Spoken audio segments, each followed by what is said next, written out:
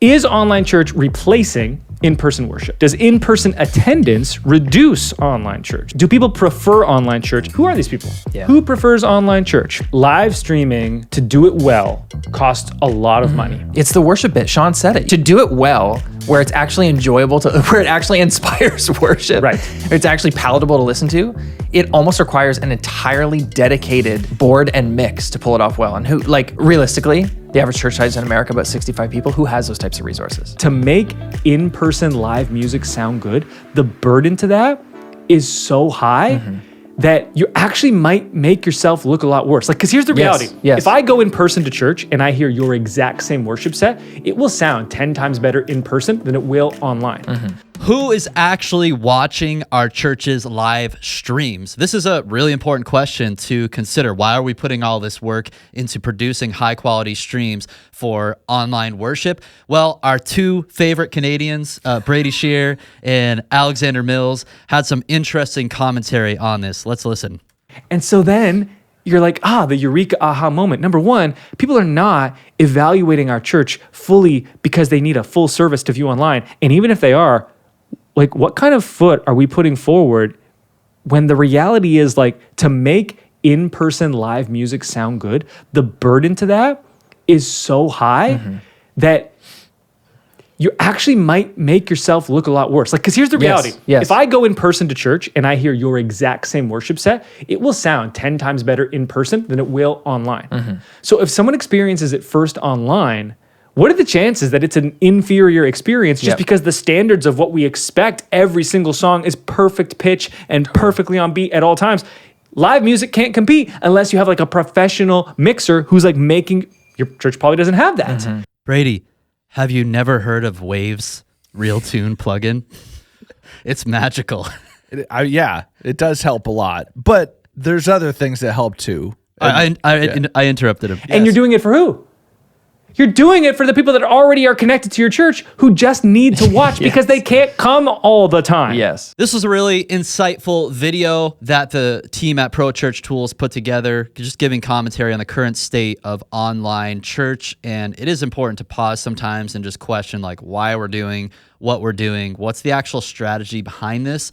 A few years ago, when COVID happened, it was very easy to be like, let's buy all this live stream gear, get it online. We all became live streamers overnight. Yeah. Because that's really, for some people, that was really the only way they could experience. But now we're kind of reevaluating strategically, how does this fit into our philosophy of ministry and how we're investing into infrastructure. So a few interesting things that were said in this video. You can watch the whole thing. It's like 25 minutes long over on Brady's channel. Let's talk about that last segment, though. Some of his comments about the difficulty of achieving that quality for your live stream. It sounds like the number one concern they have is, what if it's just so bad that people watch your live stream and then they're just not going to come to church because it sounds that bad? I think he has a point, and I would agree with that. And I've actually told churches to not stream in those instances. Like, if it's that bad, maybe you shouldn't be streaming. But I think just shutting it off there and saying we're not going to stream, it limits your work ethic. Like, if I'm okay, well then we're just not going to try. And I think there's so much that can come from a good live stream, that trying to enhance your skills, to get better, to learn how to mix, to learn how to sing, to learn how to play. If you're not doing those things, what are we doing? We're not giving our best and learning how to be better in church, where we're doing it for God. What are we even doing? And that's kind of my take on it, that there are places where this is absolutely true. But how can we get better? And I do disagree that you need a professional mixer. You've got a great mix at your church online. I feel like I've got a pretty good mix with my church online. Neither of our churches have a dedicated live stream sound engineer. Neither of our churches have a professional sound guy mixing every weekend. In fact, mine never does. I mean, maybe when I mix, you could make the argument, but You're a pro. I'm not getting paid when I'm there, and the same for you. Like, you're not doing it because they're paying you. So it's about having high quality volunteers, but To do it well, where it's actually enjoyable where it actually inspires worship, right? It's actually palatable to listen to.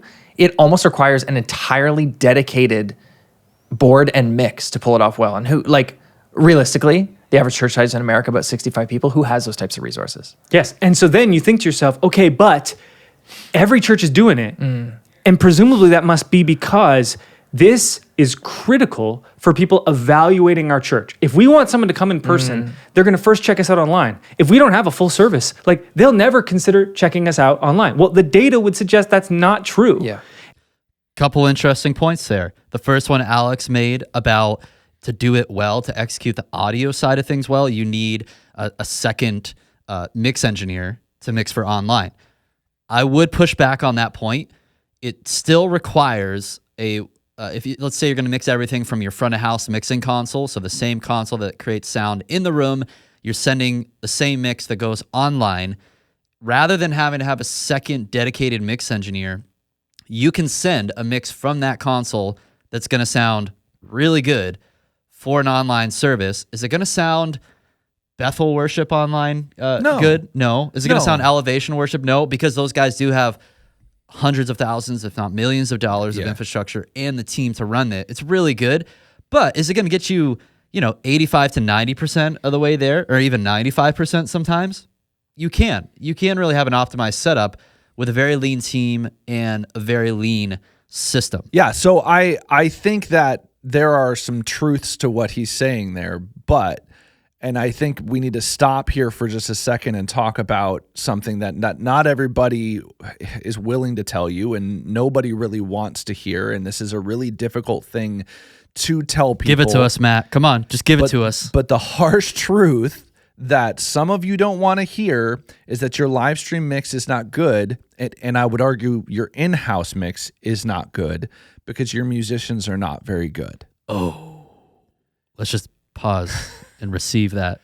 I receive that. We receive that. And it hurts. It reminds me of Luke Hendrickson saying, you can compress a jackhammer, but it's still going to sound like a jackhammer. Yeah, and I'm sorry. Here's the thing. If you are a good musician, I would consider myself an okay musician. If you are an okay to decent musician, you have been at a point in your life where you were a bad musician. If you are a good to great singer, you have been at a point in your life where you weren't a good or great singer. Now, some people are born at a higher level than others. And if you were born with the musical talent of a toad, maybe you won't ever be a great musician. So there are exceptions to this rule, but the rest of that rule is that you can get better. You can do ear training, you can do vocal training, you can take guitar lessons, you can take piano lessons. Be willing to grow. But you do have to start there. Like, we have to have our quality there to start with. And if you're the sound guy trying to get an online mix that sounds good from a band that doesn't sound good in-house, then good luck, right? Yeah, same goes for visually. Anything you're trying to do for a live stream, you can't. Everything's got to be quality at the source. So your room needs to be configured well for capturing audio, but the same thing for video. Do you have adequate lighting in your room? And that's where I think both us and the guys at Pro Church Tools would agree. It gets worrisome when churches, even they come on our YouTube channels and they see the cameras we talk about and they go start buying a bunch of stuff. They buy the audio consoles, they buy the plugins, but they didn't start at the foundation of these skills of, on the music side, like what you said, musicianship, basic audio mixing, configuring and integrating your room properly. And then you're going to really set the stage where you can actually have a very low effort, high quality live stream experience for viewers that I think even we can talk about more of the strategy, ministry, philosophy these guys kind of concluded with this video. You can have a really great live stream solution that hits the quality. You're not overburdening your budget or your team, and I think it's helping support the mission of your church. 35% of online attenders are retirement age, 12 points above the total sample average. That's really interesting data point. That is interesting. I think I always somewhat assumed, a lot of people maybe who are homebound, who are older, are the ones tuning into live stream for the church. But I think that's something for us to consider now as we think about why we do what we do on a weekly basis from a production standpoint. And if 35% of your online viewers are older demographics, how might that change the way you even present your live stream? And I don't have the answer to that right now. Yeah. I mean, I think you have to think through things like, some of us have completely different, like you have like an online host at the beginning that just does a specific thing for online host. Well, if you do that, and I have got a few churches that have talked to me on our coaching calls and stuff about like how to manage that, how to get your microphone in the right place so that it's not getting to your house while it's going to the stream. So there are churches in our program that do this, that have a separate online host.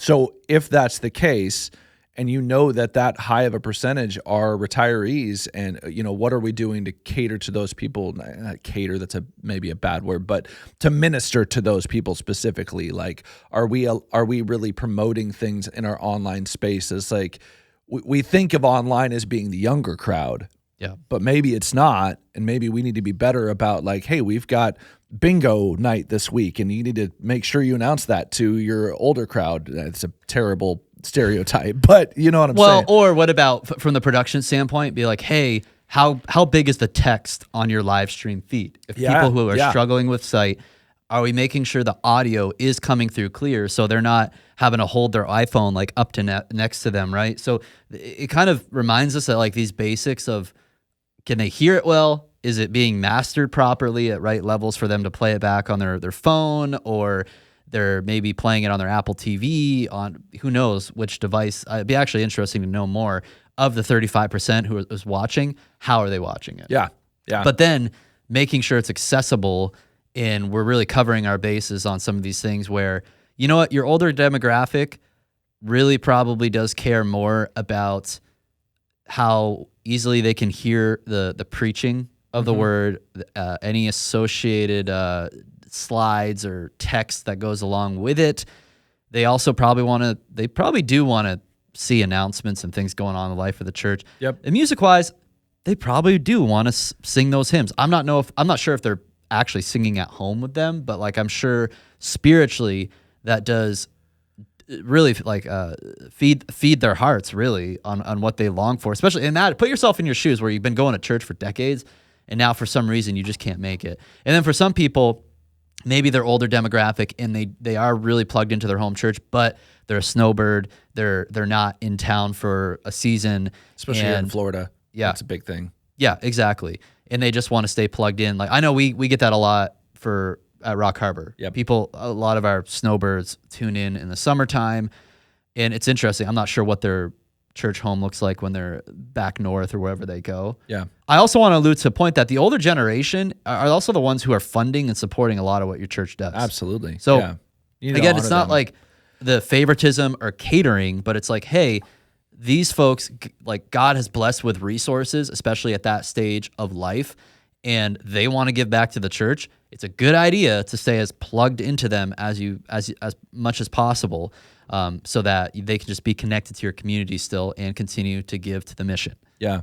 I wonder, it's an interesting thought experiment of like why there's that many retirees going online. And I do wonder, having been in music ministry since pre-Tomlin era, like that's how old I am. I'm dating myself now, but like Michael W. Smith music, right? Back in the day was where I started back in high school. So like being in music ministry for that long, seeing the contemporary traditional battles, you wonder if some of those people don't go because they don't love the music. Because they would rather just watch the sermon, and they can do that online.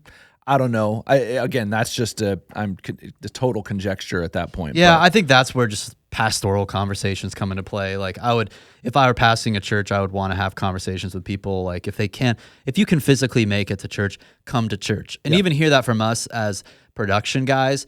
I enjoy nerding out over the infrastructure for broadcast and live streaming, but I think it's way more impactful to show up to church every Sunday. That's why I do it with my family. Like I personally do not want to sit down and watch a live stream, even if it's the best live streams out there, like Elevation Church, Bethel Church, whatever church. Like they're amazing, incredible productions, and they got powerful ministries, but I would rather stuff all of my 4 kids into the van and drive a mile down the street to my little local church where, yeah, our PA system sucks and our mix always isn't top notch. But there's something magical that happens when you're in person, in the room, at worship every Sunday.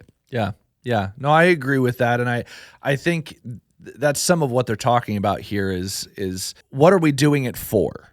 And coming back to the crux of kind of what they're talking about here, what are we doing it for? And I think that's an important thing to discuss. So what do you think the purpose of a good live stream is in 2025?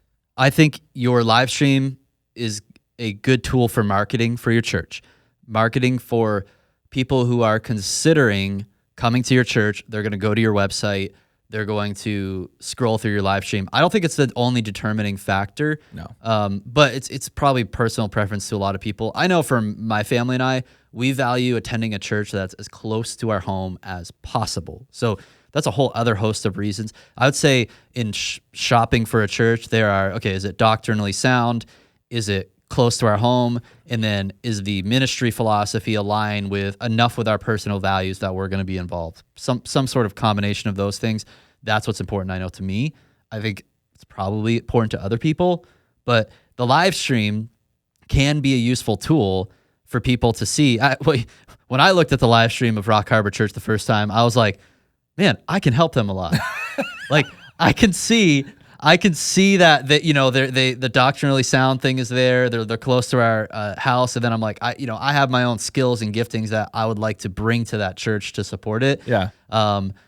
But then when I also consider all the other folks who go to the church who aren't in production, they don't care about that stuff. Like they're just there for the community and being fed by the gospel every week. And maybe at one point they moved. We have a lot of people who moved here in the past few years in Florida, and yeah. They're going to go search. They're going to look at websites. They'll probably look at the live stream once or twice, be like, honey, this is where we're going this week to try out church. And then there you go. The rest is history. I've managed websites for a few of the churches that I've been at in my time in ministry. And the top 4 pages always, every single time, is obviously homepage. That's where they go to first. But then after homepage, it's the about us, right? They want to know what you believe. And then it's the staff. They want to know they kind of want to know what you look like, right? Like if you're dressed up in a suit and tie on your website and they're contemporary, they want to wear shorts to church, they're probably not going to show up to your church. And then it's the live stream page. It's wherever that landing page is for your live stream because they want a glimpse of what you look like before they come to attend. Now, this is not based off their study. This is just based off my anecdotal experience, but it's that shows me that those are the things people care about when they come to my website. They want to know, who we are, what we believe, and what our services look like. And once they go through those pages, those are the people that generally show up. So I appreciate Alex and Brady for bringing this topic up. I really largely agree with them on the just kind of stopping and pausing, considering who's actually watching the streams, how can we optimize them for that. I think we disagree on some of the production side of it because I think in their mind, it sounds like they think it's more difficult than it actually is to have that quality stream that's not a huge effort or huge budget to attain. So that's why we like to talk about those methods here on the channel. But you guys are still my favorite Canadians. So thanks so much. Go check out their channel. Thanks for watching this video. We should fly up there and do a podcast with them. We should. That'll be a fun time.